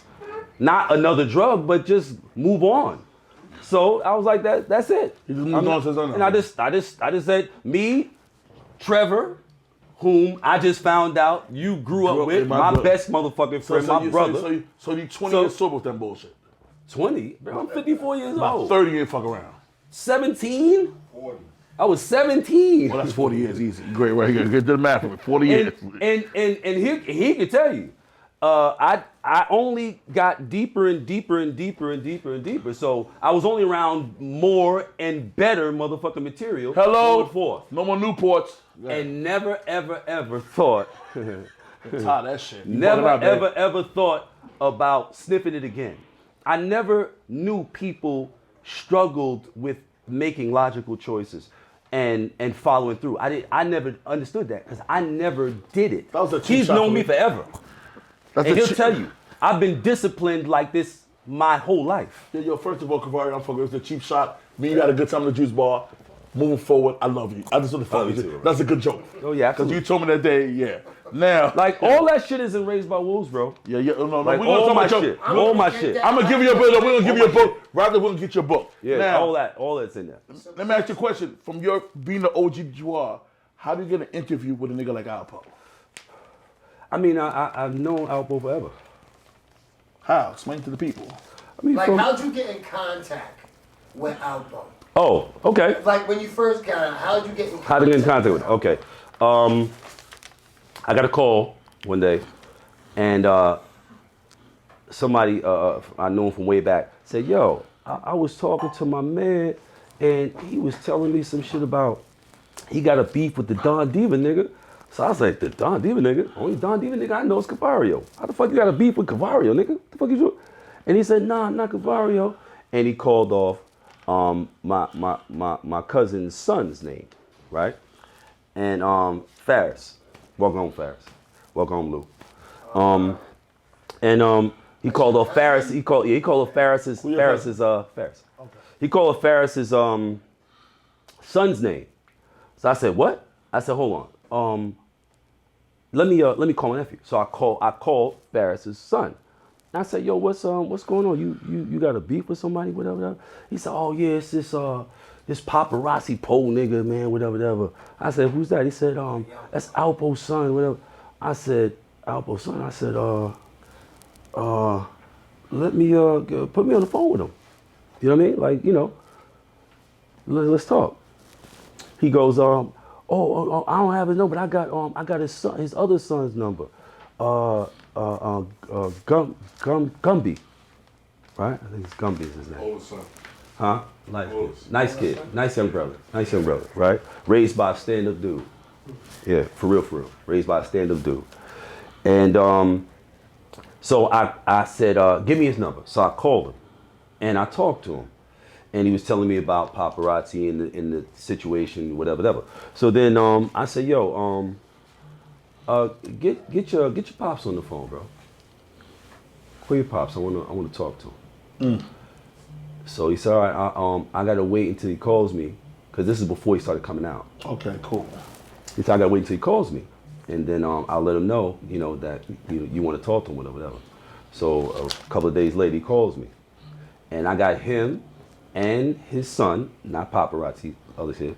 I got him and his son on the phone, and we talking about, I'm telling his son, I say, yeah, tell your son how I used to tell you to chill the fuck out, and this was your business and not show business, right? Tell him how I used to, when you got the 4-finger ring and we was on the rooftop and you come up, you say, I know you're gonna say it's stupid, but look, check this out.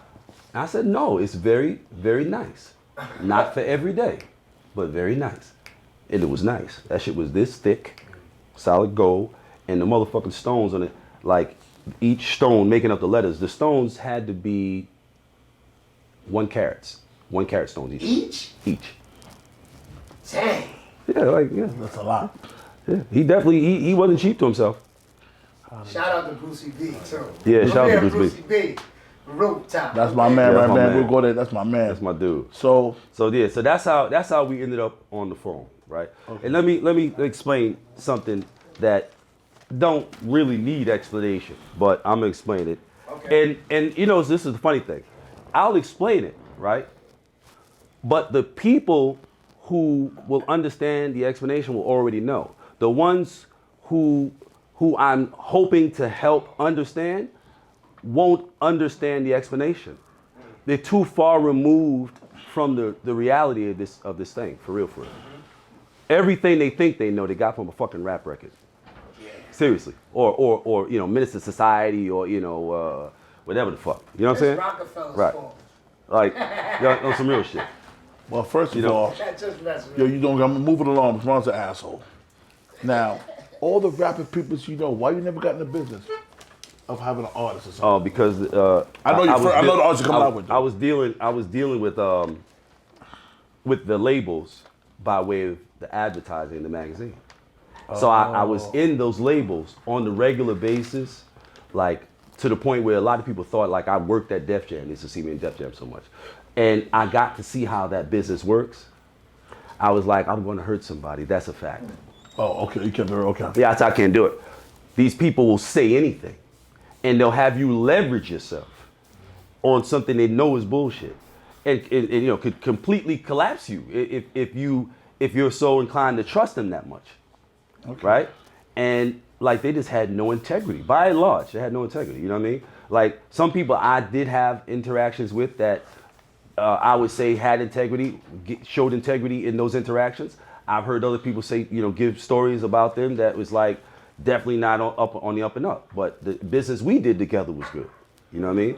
Okay. But overall, no. That industry, for you. those people, I said I'm definitely gonna do something to somebody. For sure. These people are terrible. And that's how I feel. Shout out to Jeff Dixon. Jeff Dixon is the one that helped me to understand, so I didn't, end up being the boogeyman. So I'm gonna say about Ron. Ron is my brother. We might have shown him some different shit. Ron from Queens. I've been in this shit for years. I know in our process. Ron loves me. He's loyal to me. I'm not naming no names. So somebody called Ron one day. Ron put something out. Yo, man, you playing yourself. I had to calm this nigga down. He don't know none of this. Come to my crib. I'm going to show you better than I can tell you. Mm-hmm. I said, nigga, that's not what you're going to do with this. You have the rap industry. My line? Yeah. It's different, Ron. Yeah. It's different. And mental. they think you know. They think they know. Then when they see you not playing with you, they're like, oh my God. Yeah. I picked the wrong motherfucker. Let me tell you something, exactly. bro. The word spreads very quickly. Very, very quickly. It ain't go for Ron. Nobody know Ron. Ron is quiet. Ron, nobody know Ron. I mean Ron high. The word will spread. It'll spread real Ron fast. I just got what he said. You heard him? Ron, nobody know Ron. You heard him? I made Ron high. My two brothers, Frankito and Ronito, that's my tutelage. They hot because I Big G. They love me. They take care of me. They love me. Now, going forward.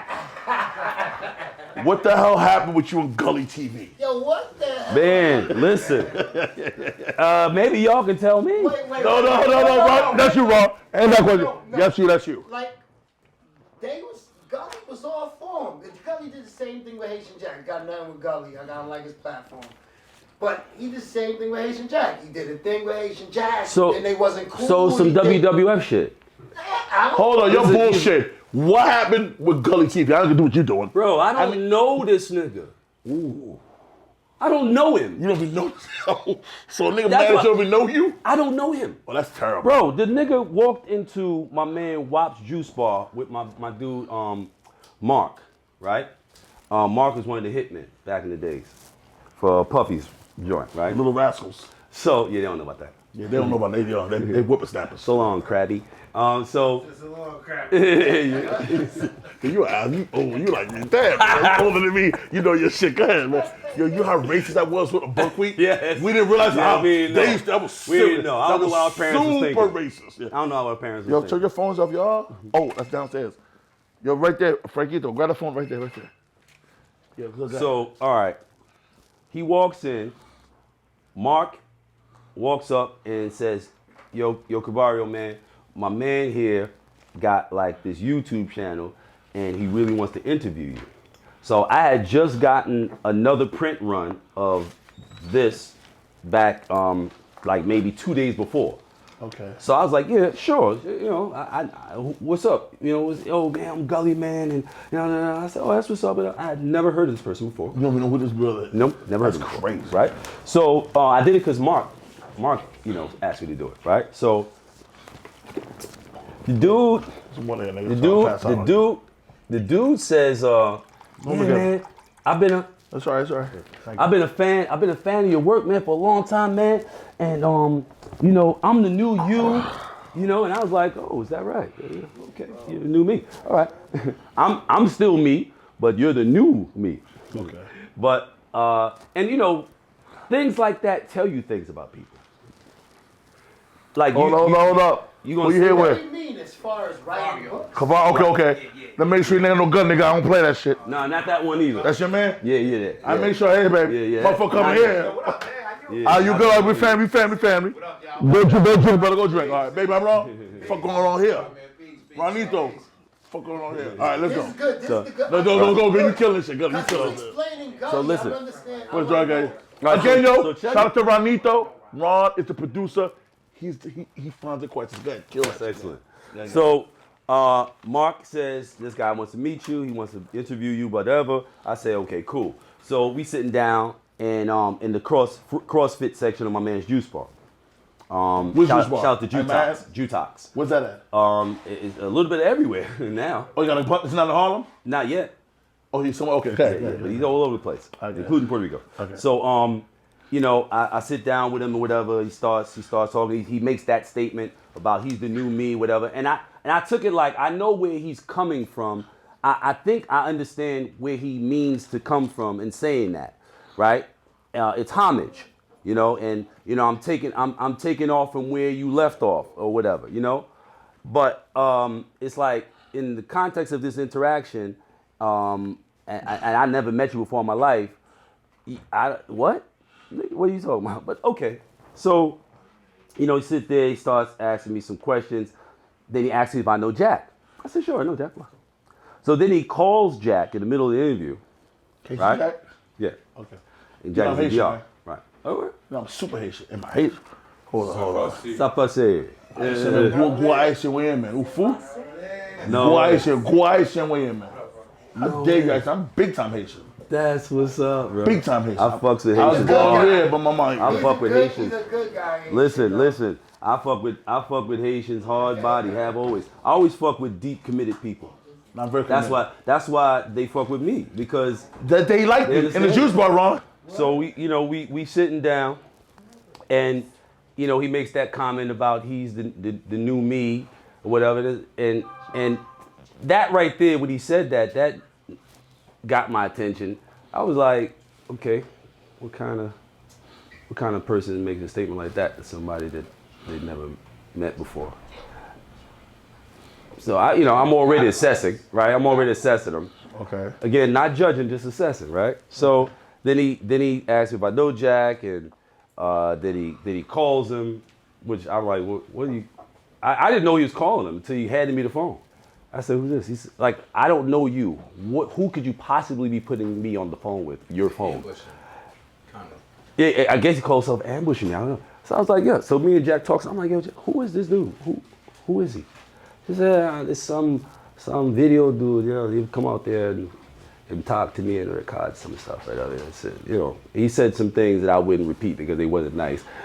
But then, all right. So we got off the phone. He starts asking me questions and stuff like that, and I do my interview thing, and boom, that's that. I'm going about my business, never see him again. And one day somebody, I guess he sent me a link, and it's to a video, a live video, something like that.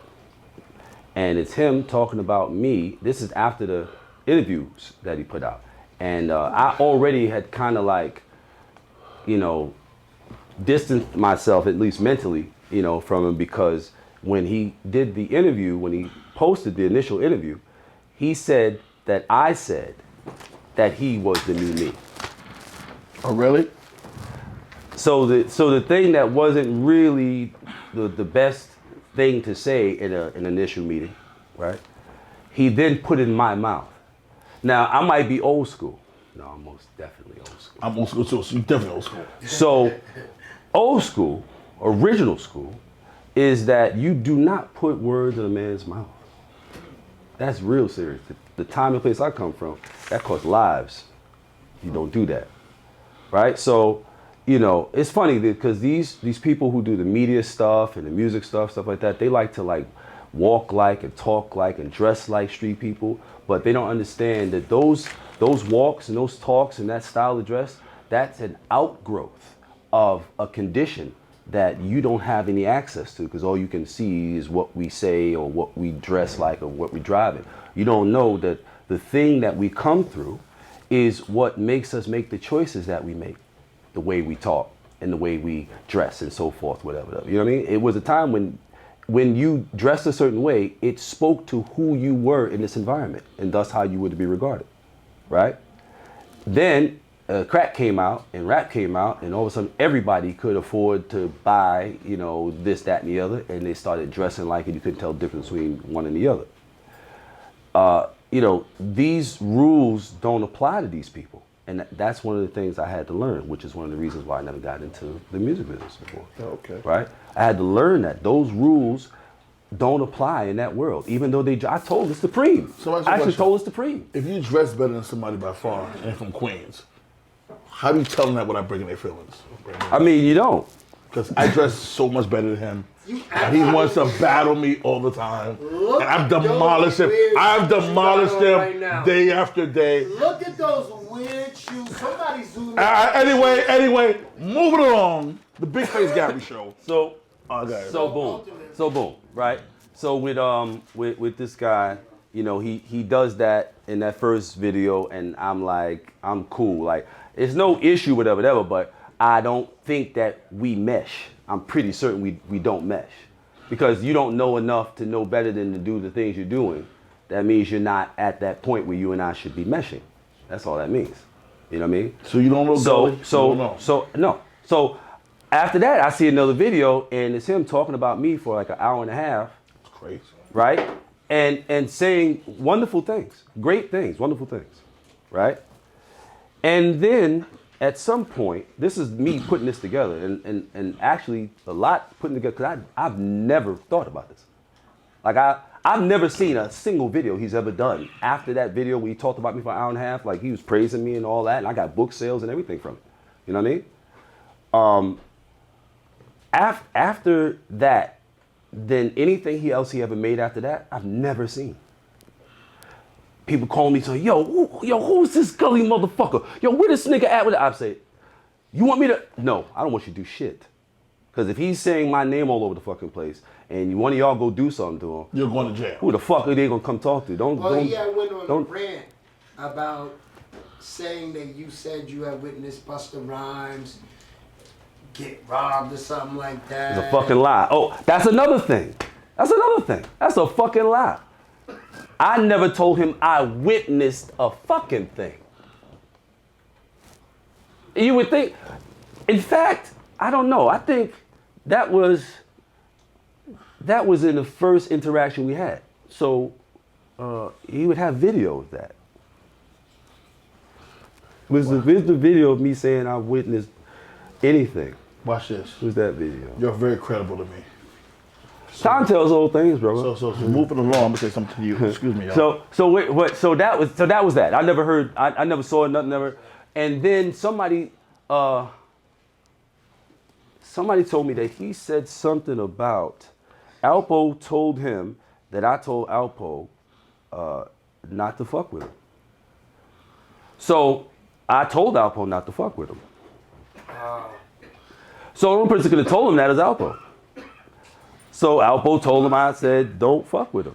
He had like a thing. So he got mad, I guess, because I told Alpo don't fuck with him. And he wondered, he said, because you were from Don Diva, and y'all never wrote about snitches. Y'all are on a real standard. Right. Y'all don't That's play right. with that. That's right. He was saying We that- started the no snitching, the stop snitching movement. So We he started was- that. so he was Not on saying, purpose, like, it just kind of Why happened. would you want to interview Alpo? Is what he said. I never wanted to interview Alpo. Oh, okay. I never wanted to interview I'm Alpo. just asking you. Yeah, I never wanted to interview Alpo. He wanted to interview Alpo. I was telling Alpo that you're not going to get no large sum of money being interviewed by these people, bro. Like, he thought that there was still something that people were unsure, unclear about in his story. I said, bro, most of them been telling your story the whole time you've been gone, okay? If they don't know the story, and I know they don't know the story, they think they know the story, and that's all that matters. They think they know the story, right? You're not, no one's gonna give you, I told him this, no one's gonna give you $200,000 for an interview. He said, that's why I just wanna get like $200,000 for one of these interviews or whatever, bro, and then I'm out, man. I'm out. And he wasn't talking about none of that shit about coming outside and hanging out, but I know him. I knew that's what he would do. He got some money. You don't think he could have got $200,000 for it? Well, he ended up getting, He's gone, baby. Give me the big face guy. He's gone, baby. he ended up getting M.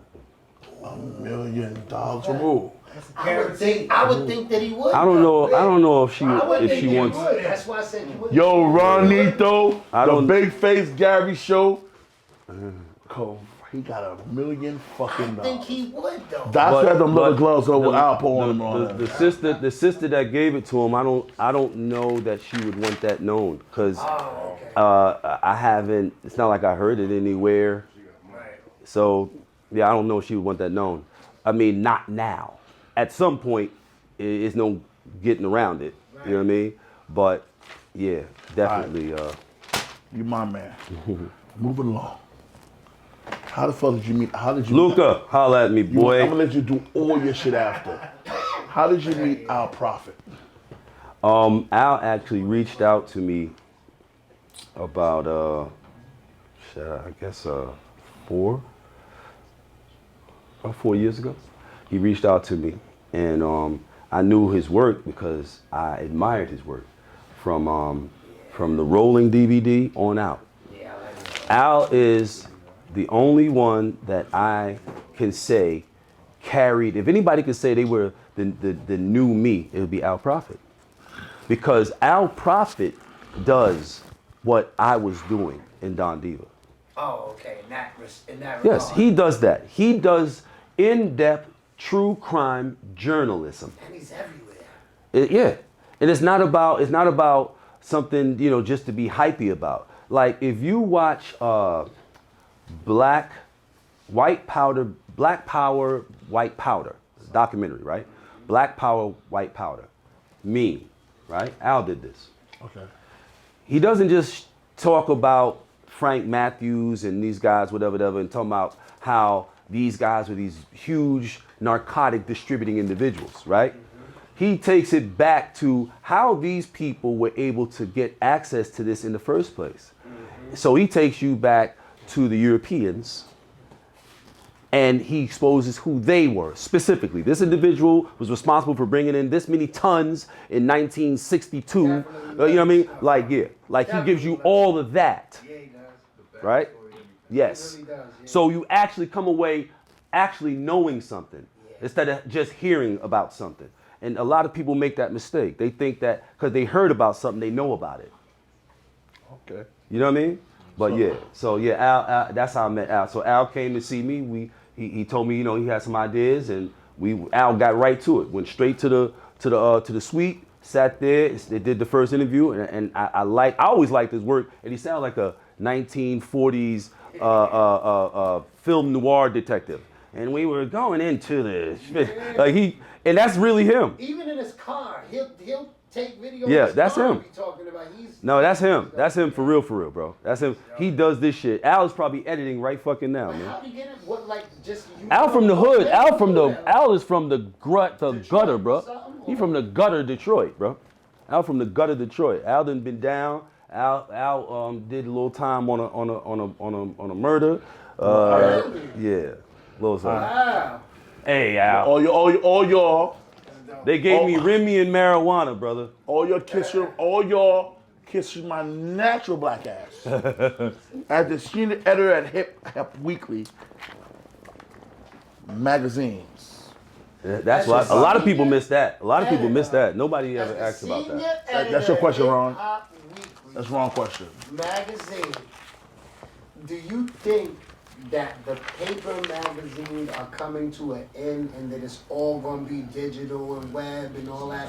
No more magazines at the newsstand that we knew them. You know, it comes out, we pick it up, we get in the magazines to the jails. Think everything is going to be digital now, computer? Yes. Wow. Been on that. Long time. When I started in 99, January 2000,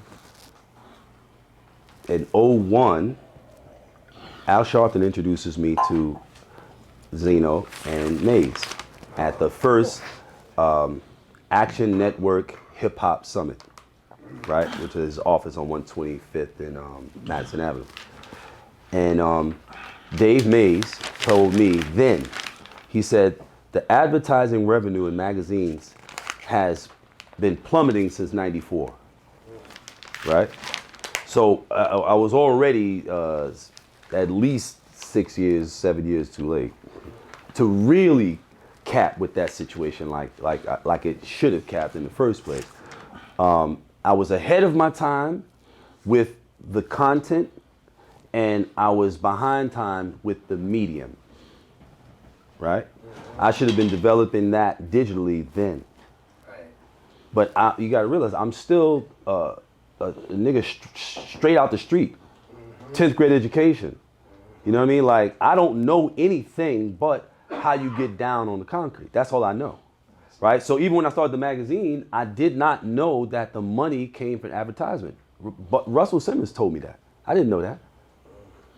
So I really had a great deal to learn, man. I had a great deal to learn. I did not know. I didn't know what the hell I was doing. I just had a passion to do it. And my passion wasn't for anything other than to be able to give people access to real information. Because a lot of what they were getting about the street was coming from rap records. Most of what they get, right? So it became apparent to me that there was an imbalance. You need some truth. You need some reality. You need some people who actually went through these things that these guys are rapping about. You need somebody who's really can say, I did this, had that, and now I'm sitting here doing this, you know? And I was smarter than you, tougher than you, meaner than you, and they got me. You know what I'm saying? And so that's why I wanted to do that. Besides that, I knew if I could get their attention with that, we could give them some information about the laws and shit like that. Because niggas is breaking laws they don't even know exist. You get in front of the judge and the judge be like, you're being charged with this and that and this and that. You be like, what's that? What did I do? I just talked to one of my homies who's been down for 30 years today. And I was like, yo, bro, like, if you knew any, because you know a hell of a lot of law now. I said, if you knew any tenth of what you know now legally, would you have moved differently in the street? He said, absolutely, man. It's not what you do, it is how you do it. And anything you do ignorantly is definitely gonna fuck you up. So you breaking laws and you don't even know whether what you're getting for breaking the law is worth the risk. You don't know that you could potentially get 20 years for this. How do you know that this $5,000, $10,000 that you're getting is worth it? And if you did know, you would know hella, it ain't worth it. It ain't worth it. I mean, I survived that whole fucking thing, and I'll tell you it ain't worth it. I won that game. You'll be locked up, brother. Of course you would. So, I'm gonna talk crazy right now. Ready? So, this was going. I'm in the show and I'm gonna talk about your brother. So you around your man all day, right? And he just looking at you. Nigga, I've been drinking you all night. He sniffed a half a gram and ain't want to tell you. It's written all over your face. Nigga, tell me you sniffed, because I think you're gonna pass out. Shut the fuck up, Ron. Let me do this. I love you. Ron, my producer. Ron, I do this all the time. We get monitored, Ron. I'm getting monitored, Ron. I'm getting monitored. The year's over. So I'm around my man. The nigga standing like this. Nigga, you been sniffing all day. This time you sniffing. I had no problem with that. Just tell me. In my day, we didn't hide it. But At all. Cavario, It was champagne, cocaine, and that's that. You just saved me? Everybody's like, oh shit, they got coke and champagne. Yo, Cavario. Yo, they You just ballin'. saved me, Ron. That shit wasn't. Yo, Cavario, you just saved me because Ron gonna say you disrespect the niggas. Thank you. You just saved me. So, no.